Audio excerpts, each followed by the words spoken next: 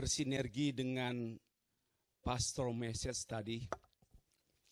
Orang Kristen yang senantiasa berpikir hanya sorga nanti dan tidak melihat sorga sekarang, tidak fokus pada masa kini dan hanya masa depan.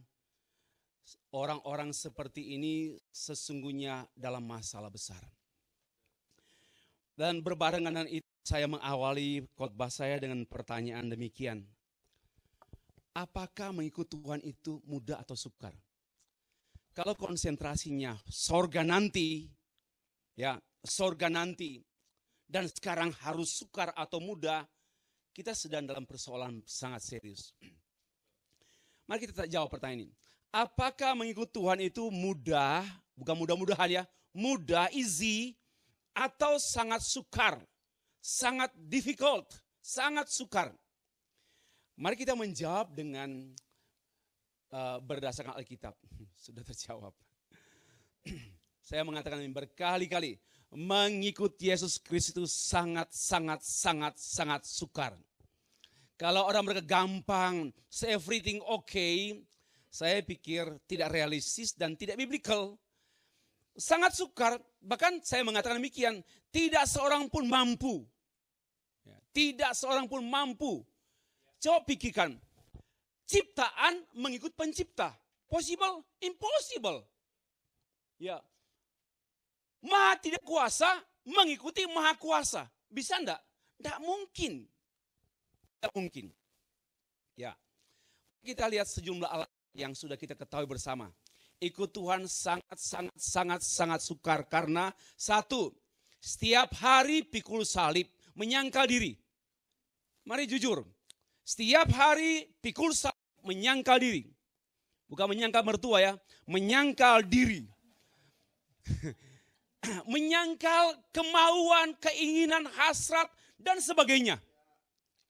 Bapak Ibu, saya baru mendengar tadi malam bagaimana jeritan hati para olahragawan. Baru sekelumit lagi.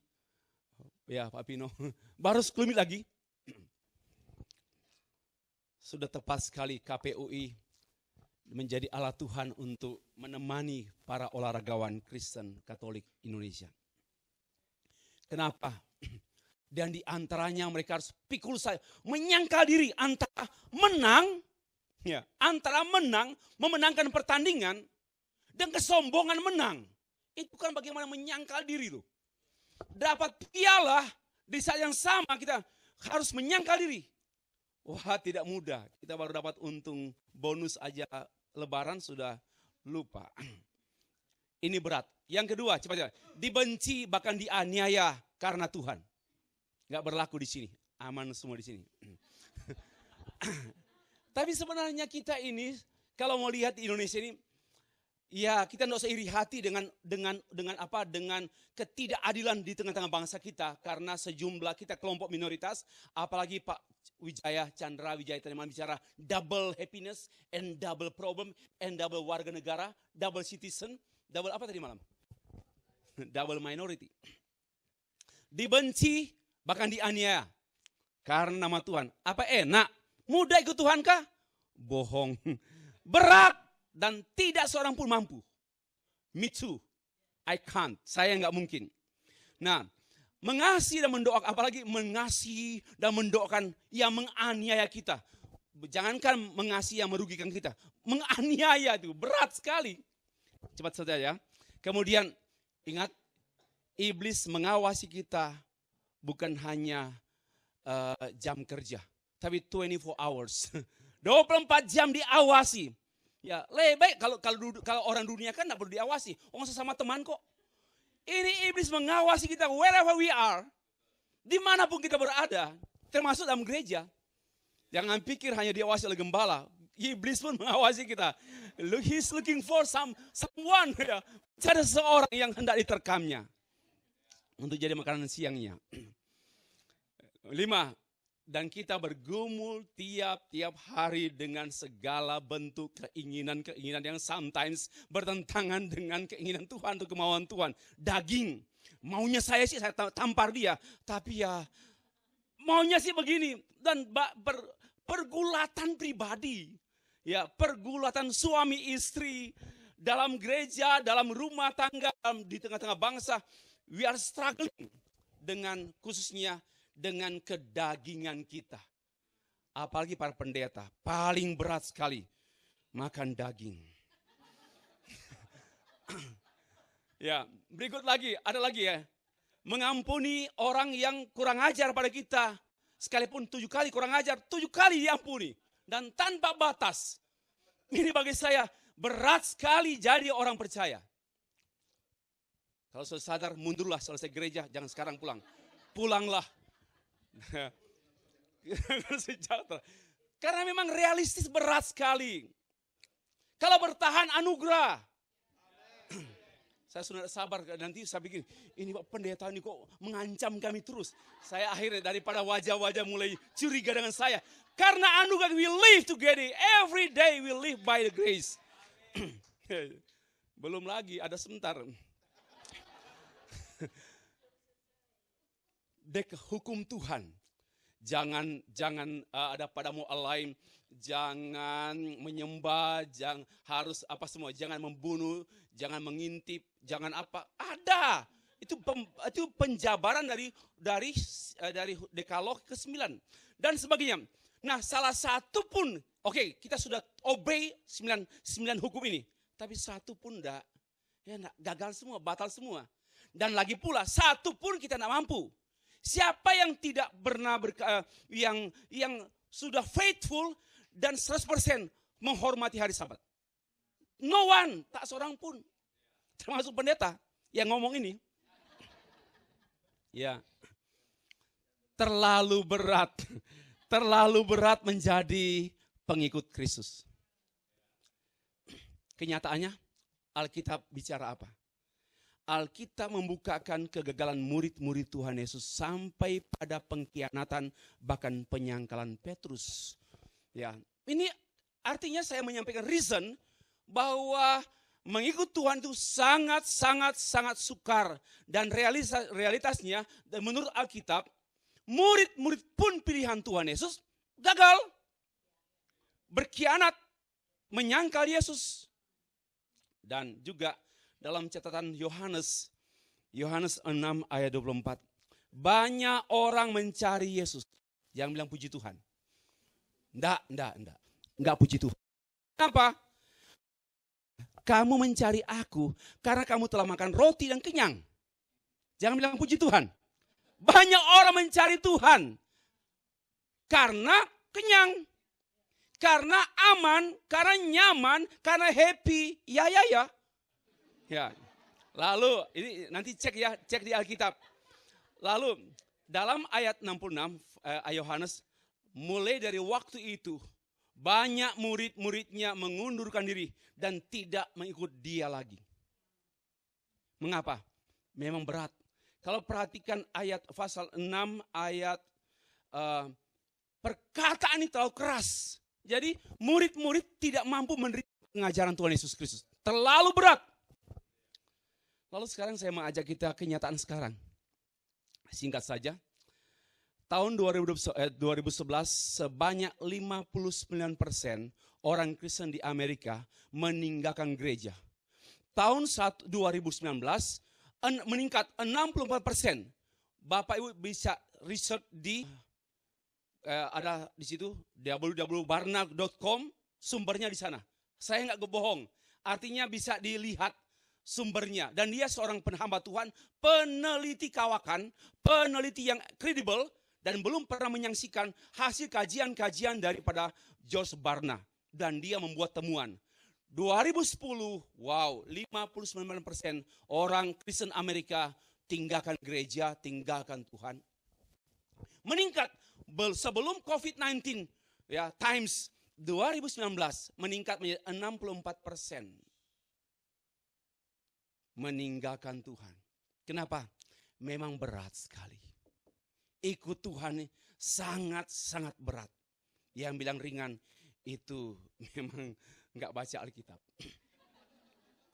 Lalu, hasil bilangan Research Center di Indonesia, persentase kaum muda Kristen Indonesia yang tidak tertarik lagi bergereja Usia 15 sampai 18%, 7,7% meningkat sesuai dengan usia. Makin bertambah usia dari remaja terus sampai remaja kelanjutan.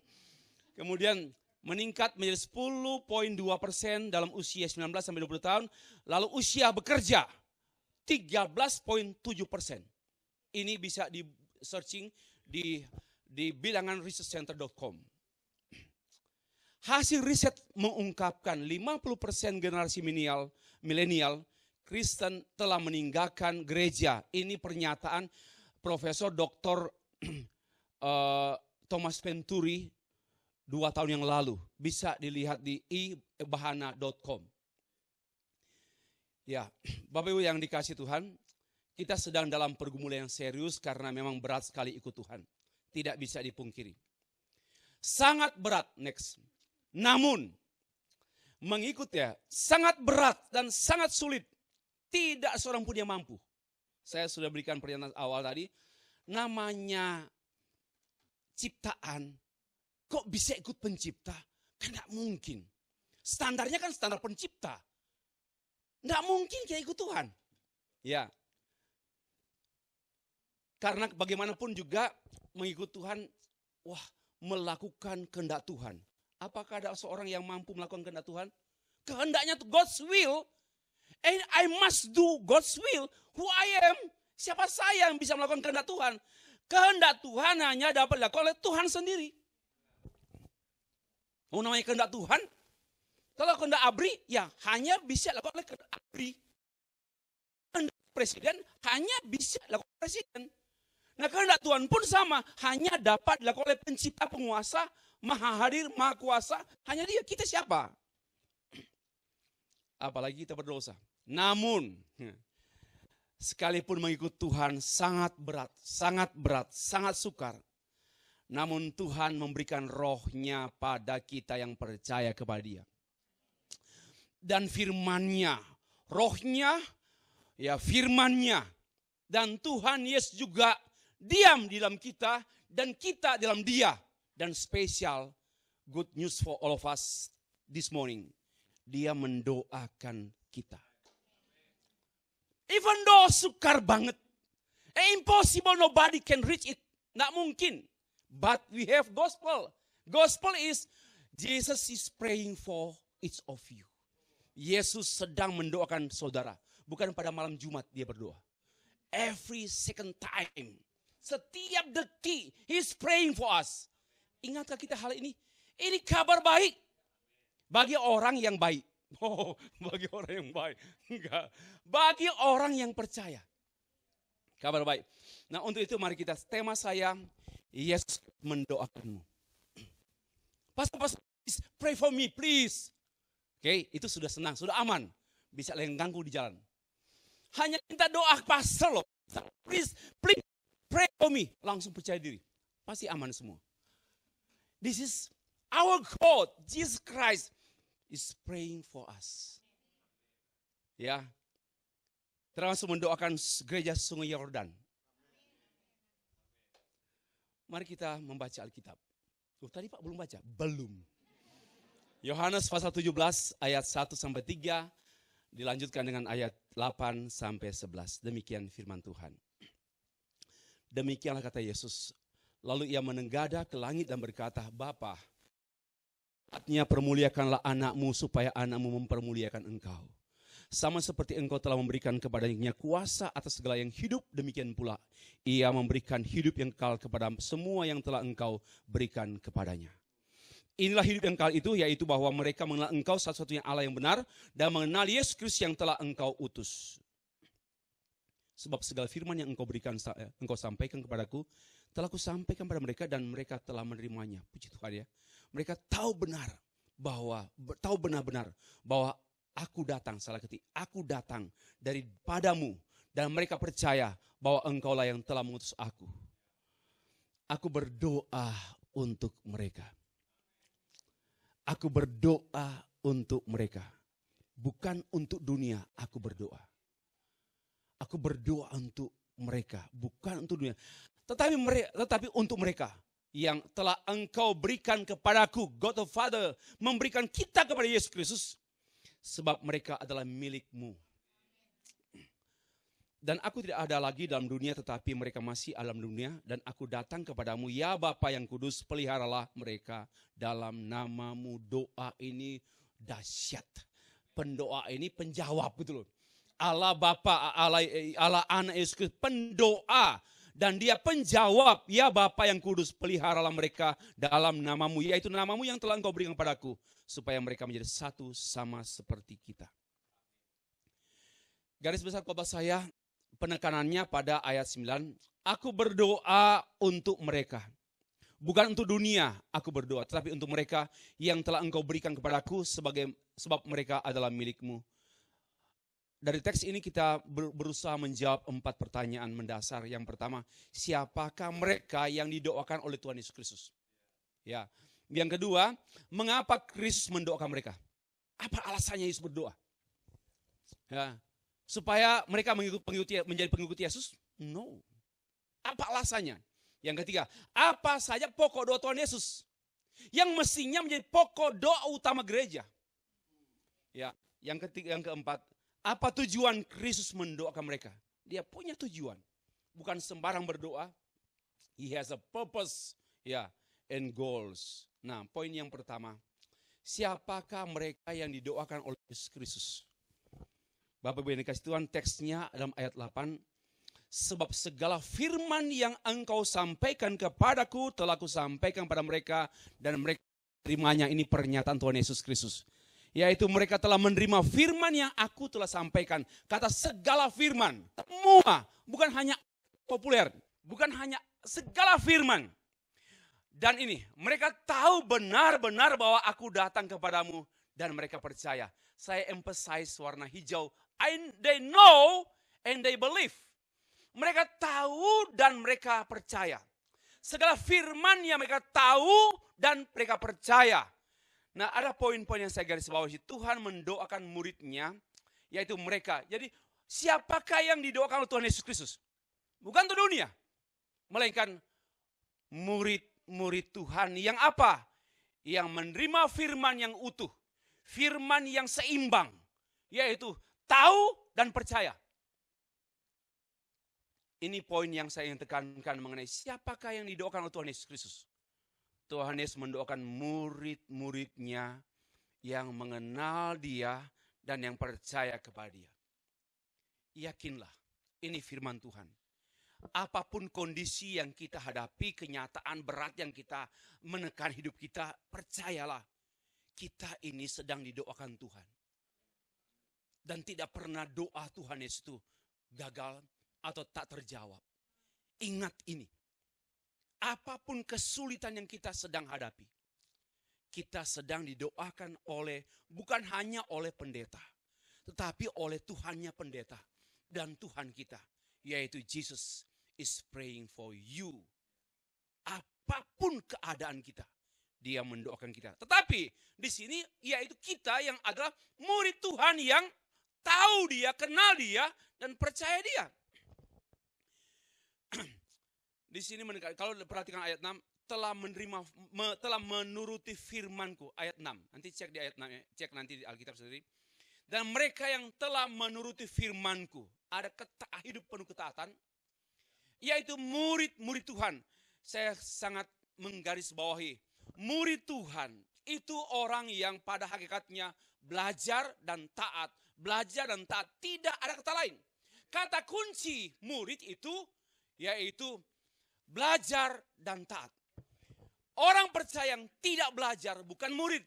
Orang percaya yang tidak taat bukan murid. Disinilah sebenarnya, ini bukan syarat didoakan, bukan.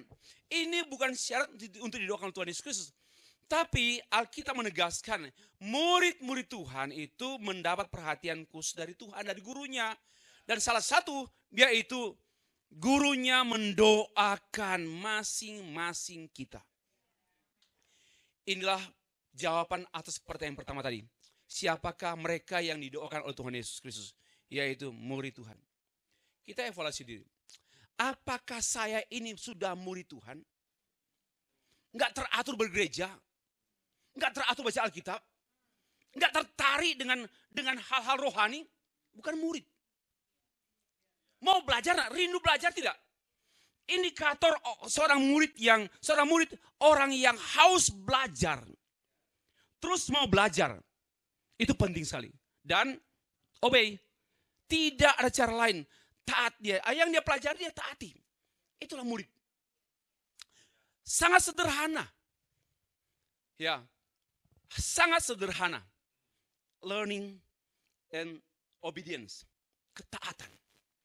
Nah yang kedua, pertanyaan kedua. Mengapa Kristus mendoakan mereka atau kita? Konteksnya ini teks Alkitab. Mengapa Kristus mendoakan murid-muridnya? Jawabannya satu. Karena memang dia adalah seorang imam besar. Dan tugas seorang imam besar mendoakan umatnya. Tidak mungkin doanya itu tidak dijawab. Sangat efektif. Ingatlah bahwa doa Tuhan itu sesuai dengan kehendak Bapa, sesuai dengan kehendaknya. Dan yang sesuai dengan kehendaknya itu adalah, itulah yang menjadi hakikat Allah, kehendaknya, dan pelaksanaan kehendaknya bersinergi dengan jawaban doanya. Bapak Ibu, ini suatu jaminan untuk kita. Bahwa dia mendoakan kita dan doanya efektif. Ya, doanya manjur, kata orang Jombang. Sangat manjur. Why? Because he is God. Dia Allah. Dan dia memperhatikan apapun keadaan kita. But we have to tahulah bahwa kita ini murid-muridnya. Jangan menuntut. Kalau kita tahu kita bukan murid, jangan menuntut. Ya, jangan menuntut. Nah, poin yang kedua, lihat teks yang kita baca tadi. Mengapa Kristus mendoakan mereka yang adalah murid Tuhan atau kita yang adalah murid Tuhan? Karena di sini berbicara mengenai hubungan intim antara Allah Bapa, Allah Anak, dan murid-murid Tuhan Yesus. Ini sangat khusus, Bapak. Kenapa? Allah Bapa, Allah Anak, Allah Roh Kudus, stay free. Ini satu hubungan hakikat yang tidak mungkin tidak terkait dengan doa. Landasan teologi doanya di sini karena we have relationship. Bagaimana mungkin berkata berdoa tanpa hubungan? Ini penting sekali sebagai landasan bahwa saya pribadi orang percaya memilih hubungan-hubungan sangat spesial dengan Bapa, Anak, dan Roh Kudus. Kenapa? Hubungan ini hubungan kepemilikan. Saya milik Bapa, milik Anak. I belongs to God, belongs to Jesus Christ. So, kita memiliki hubungan dalam kepemilikan. Saya punyanya Bapa, punyanya Anak. Saya punya mereka. Maka di sini landasan, ya of course. Dia care sekali dan dia mendoakan kita. Letaknya di situ. Mereka menjadi satu, lalu ini menyangkut keutuhan. Mereka menjadi satu sama seperti kita. Hubungan intim, kesatuan. Bapa, Anak, Roh Kudus, dan stay free. Bapa, Anak, Roh Kudus, dan setiap kita. Ini hubungan yang sangat-sangat spesial. Lebih daripada doa dan jawaban doa. Because of this relationship, karena hubungan ini maka doa. Jadi bagaimana orang berdoa tanpa hubungan dengan Tuhan? Itu pastilah dukun-dukun. Coba, dukun suruh doakan dia minta supaya dapat pesugihan lah. Tapi nggak ada hubungan dengan si yang didoakan. Malah pakai pengantar nggak punya hubungan juga. Ini kan irasional. Ya, idok. Idok itu apa? Ya, anjing. Idok.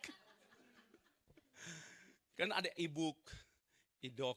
Sekarang kan pakai buku-buku ini, apa electronic book. Ini idok, electronic doc. Nah, dari yang ketiga, why? Mengapa Kristus mendoakan kita? Status kita dan kondisi murid-murid. Satu sisi, kita ini adalah anak-anaknya. Tapi ingat kondisi kita tidak ada Yesus Kristus naik ke sorga. Dan tidak ada lagi dalam dunia. Tapi murid-murid dalam dunia. Mereka masih ada dalam dunia. Ya, mereka bahkan dibenci dunia. Ya, Mereka bukan mereka karena mengapa mereka dibenci dunia? Karena memang mereka bukan berasal dari dunia, melainkan mereka berasal dari atas, bukan dari dunia. Apa artinya? Bukan soal cara pikirnya, bukan from the earth, tapi cara pikirnya dari Allah. Bicara soal mereka bukan dari dunia, tapi dari atas.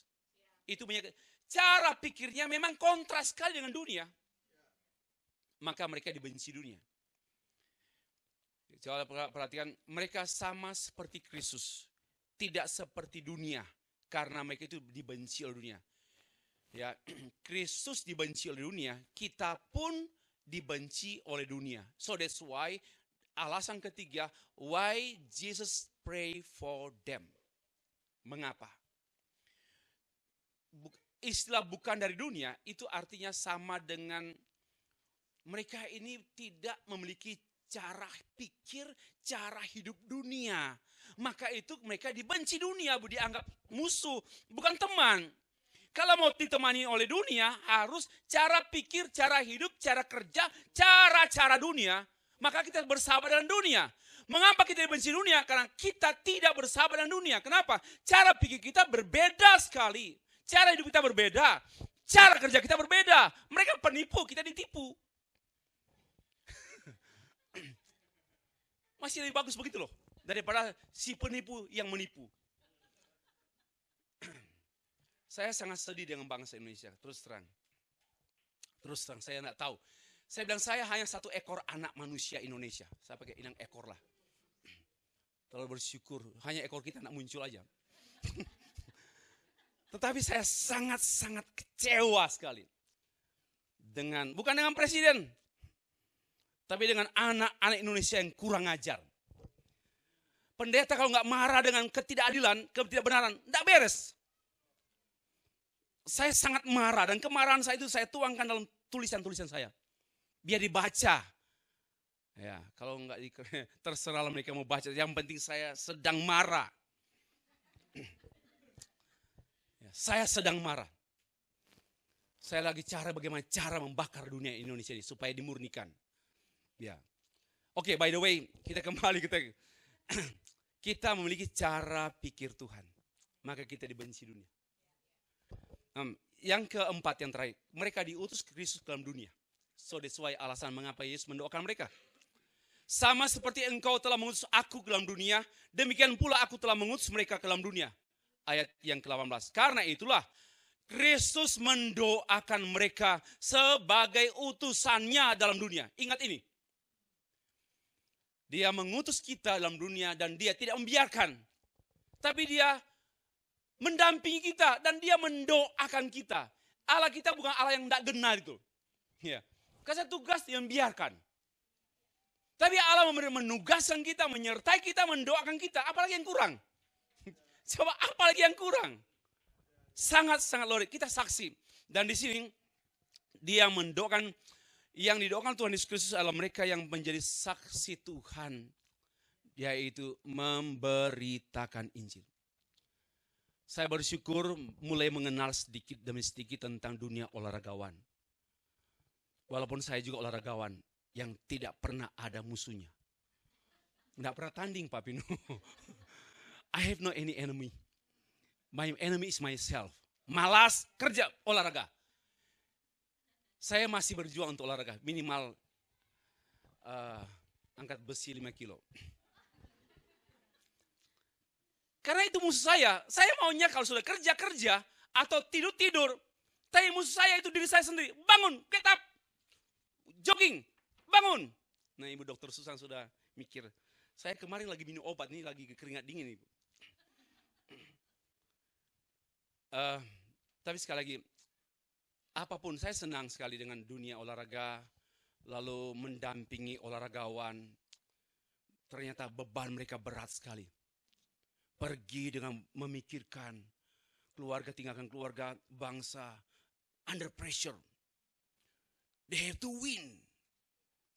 They must win. Yang bahasa win-win solution. Berat sekali. Ya Pak bilang kalau kalah nggak dianggap, kalau menang dipuji sejenak. Dipuji sejenak. Termasuk pemerintah memuji alargawan sejenak. Ini kemarahan saya juga, Pak. Ini pemerintah kita ini bengkok-bengkok juga. Kenapa memuji olahragawan sejenak? Nggak mikir sejak sampai akhir hidup mereka. Nggak beres Indonesia ini. Orang Kristen harus jujur, harus benar. Harus benar. Kecuali mereka kurang ajar olahragawannya, bisa makan sendiri akibatnya. Tapi kalau ini saya bilang ketidakberesan dalam hidup ini. Saya bilang saya penuh kemarahan dengan dunia. Ya, penuh kemarahan dengan Indonesia. Ya. Untung temanya bukan tema tentang nasionalisme. Kalau tema tentang wasam ini saya kulit habisin tuh. Tapi karena ini dan mereka yang diutus itu pergi memberitakan Injil. Ya, memberitakan Injil dan kita didoakan. Dan itu alasannya. Jesus praying for you because you are testify him name. His name, I mean. Kita menceritakan namanya. So that's why dia mendoakan kita. Bapak Ibu, aku mengutus kamu seperti domba di tengah serigala. So, need prayer. Perlu doa. Ya, kita diutus oleh Tuhan. Ini alasan yang keempat, mengapa Yesus mendoakan kita. Yang terakhir, apa pokok doa Tuhan Yesus Kristus? Ibu pendeta Debbie mengatakan, Pastor Devi khotbahnya kok singkat-singkat. Sudah 3 kali saya khotbah, pendek sekali. Kali ini saya balas dendam. Panjang sekali. Pokok doa Tuhan Yesus Kristus. Dan saya harap ini menjadi pokok doa kita juga. Yaitu concern yang perhatian Tuhan Yesus. Yang pertama, pemeliharaan hubungan antara Tuhan dan kita. Ini pokok doa utama. Ya Bapa yang kudus, peliharalah mereka dalam namamu, supaya mereka menjadi satu sama seperti kita. Tuhan Yesus membicarakan mengenai unity antara Allah dan kita. Ini harus menjadi pokok doa gereja yang paling mendasar, paling utama. Yaitu our relationship with Him. Dan dia mendoakan khusus untuk itu. Saya mendoakan khusus untuk bukan saya dan stay free. Dan ini fokus utama Yesus Kristus. Bukan soal sukses, berhasil, menang, bukan. Tetapi hubungan kita dengan Bapa. Itulah pokok doa pertama dan utama Tuhan Yesus. Yang juga semestinya menjadi pokok doa gereja yang utama. Yaitu hubungan orang percaya dengan Tuhan. Yang kedua, baru perlindungan dari dunia yang jahat. Aku tidak meminta supaya engkau mengambil mereka dari dunia, tapi supaya engkau melindungi mereka daripada yang jahat. Ayat 15. Tuhan mendoakan hubungan dengan dia, tapi juga supaya dunia tidak merampas hubungannya itu dengan dia. Maka itu Tuhan mendoakan bagi perlindungan kita dari dunia yang jahat. Ini dunia yang jahat bukan soal orang potong-potong orang. Yaitu dari cara pikir jahat. Itu bagi saya, kalau orang jahat itu gampang diamankan. Tapi cara pikir jahat sukar. Setan pun menyerah. Ya, berat sekali. Karena sudah menjadi natur jahat. Because ada orang berbuat jahat karena terpaksa. Bukan hasil pertimbangan yang doa semalam suntuk baru buat jahat. Enggak. Tapi kalau dia natur jahat, inilah Tuhan mengkikis natur jahat pada kita. Dan Tuhan mau melepaskan kita dari natur dunia yang jahat. Kalau polisi kan hanya mengurus tindakan kejahatan. Tapi pendeta mengurus natur kejahatan.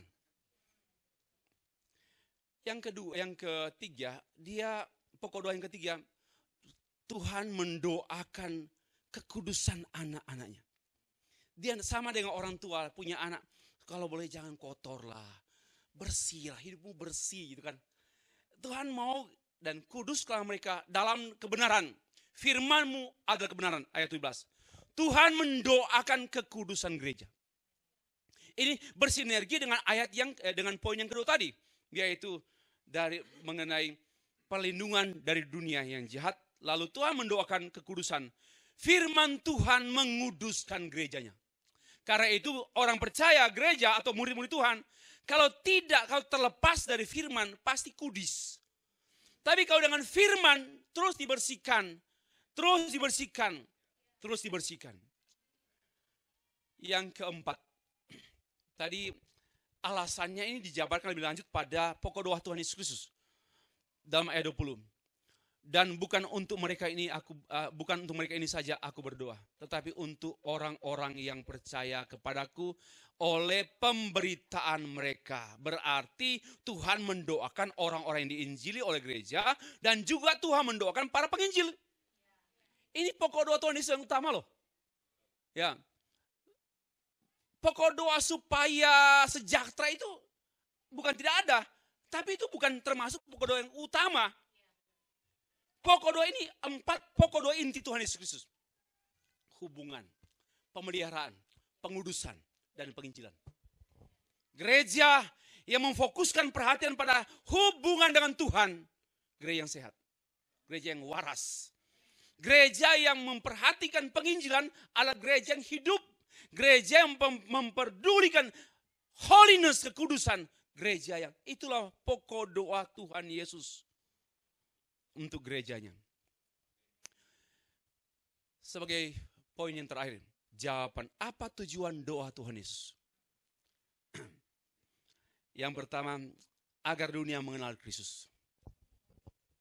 Dia berdoa untuk murid-murid Tuhan, agar dunia mengetahui atau mengenal bahwa Engkaulah yang telah mengutus aku dan bahwa Engkau mengasihi mereka. Ini tujuan doa Tuhan Yesus Kristus, yaitu supaya dunia mengenal Kristus.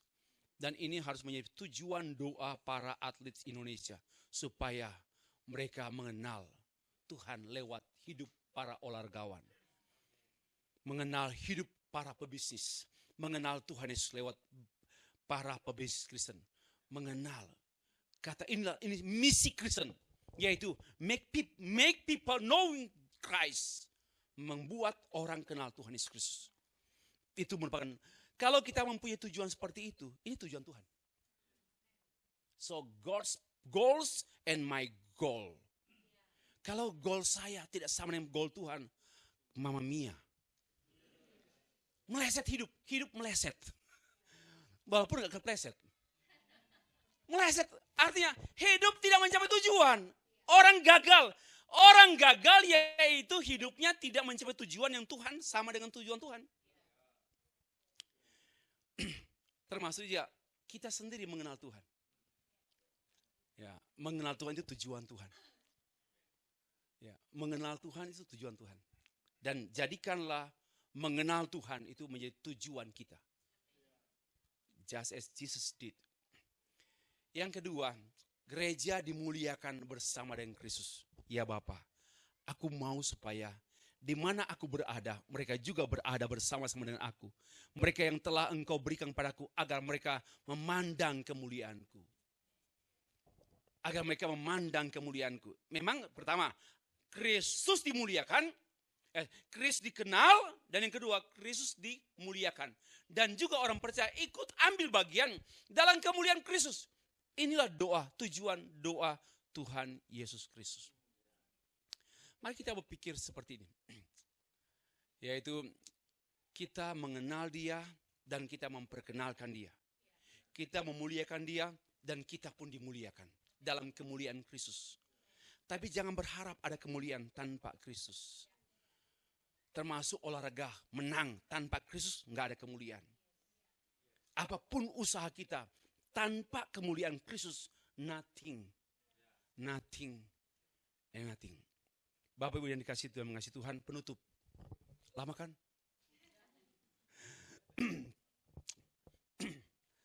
Hidup dalam dunia ini, saya katakan berkali-kali, memang berat. Supaya kita tidak asal hidup. Ya, saya tidak menakut-nakuti dan merendahkan kita. Dengan pernyataan bahwa hidup dalam dunia ini sangat berat dan sangat-sangat berat. Tak seorang pun mampu. Tak seorang pun mampu. Ya. Saya tidak membuat kita langsung despair, langsung kecewa, langsung apa. Tidak. Supaya kita menghargai. Hidup yang berat ini, nilainya berharga bukan pada masalah yang berat.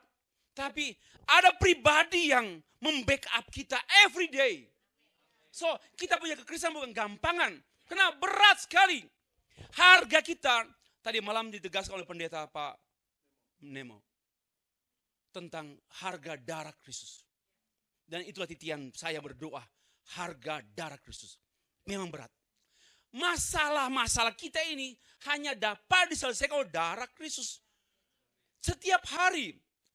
Supaya kita tidak menjadi orang Kristen yang ringan, gampangan, asal-asal saja. Tetapi kita appreciate tentang Tuhan yang, oh puji Tuhan bisa satu hari lewati.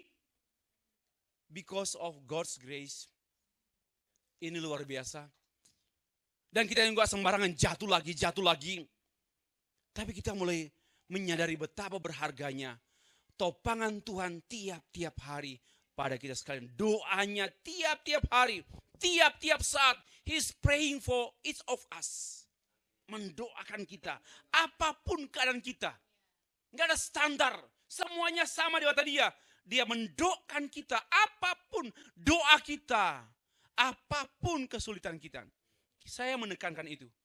Yang berat sekali. Lebih berat daripada apalagi mengikut Tuhan. Hidup dalam dunia saja ini berat. Apalagi sudah tanpa Tuhan berat. Ikut Tuhan pun berat, tapi beratnya beda. Hidup tanpa Tuhan berat sekali. Ya, tapi ikut Tuhan beratnya juga berat sekali, lebih berat sekali. Tetapi ada yang pikul. Bukan kita yang pikul, because He is in me. Ini yang menguatkan kita. Kenapa? Rohnya ada pada kita, firman-Nya ada pada kita, dan kita diberikan iman dari firman dan Roh Kudus. Ada kekuatan yang luar biasa melampaui kekuatan apapun di dunia. Bagi saya, Roh Kudus, firman Allah dan iman, kekuatan spesial orang percaya yang tidak ada dimanapun di dunia ini. Hanya orang percaya. Ini senjata kita. Yo, jangan minder gitu. Memang berat sekali, sangat-sangat sulit, sangat berat. Tapi kita punya weapon, punya senjata, punya kekuatan yang spesial. Karena itu, putusnya hubungan kita dengan Roh Kudus, dengan firman Allah, we have no any strength. Kita tidak punya kekuatan. Yang kedua, memang tidak seorang pun yang mampu mengikut Tuhan. Namun ingat dan percaya, Tuhan mendoakan kita. Ingatlah, apapun kondisi yang Bapak Ibu jemaat sekalian akan hadapi ke depan ini. Sometimes dia izinkan supaya kita ingat dia sedang mendoakan kita. Tuhan Yesus secara khusus mendoakan poin 3. Hubungannya dengan kita. Kesatuan antara kita dengan Allah. Hubungan yang kudus. Baru mendoakan keberadaan kita dan tugas kita. Jangan dibalik-balik pokok doanya. Yang pertama, hubungan kita dengan Tuhan beres. Baru Tuhan bereskan yang lain. Banyak upaya membereskan. Tuhan tolong bereskan ini, bereskan. Kau aja gak beres dengan aku. Ini teologi yang begitu. Beres dengan Tuhan. Maka Tuhan bereskan yang tidak beres. Yang terakhir, Yesus Kristus berdoa dengan tujuan supaya dunia mengenali. Ini summary, kalimat ini pengulangan. Dunia mengenali Yesus Kristus. Dan murid-muridnya dimuliakan bersama dia. Mari saya ingin emphasize ini bahwa mari kita punya tujuan. Apapun biarlah orang kenal Tuhan Yesus lewat hidup kita. Orang mengenal Tuhan lewat profesi kita. Lewat kerja kita, kinerja kita. Lewat keluarga kita. Apapun, whatever we do it, or whatever we think, let Jesus be known. Dikenal oleh dunia. Terpujilah Tuhan Yesus Kristus. Amin.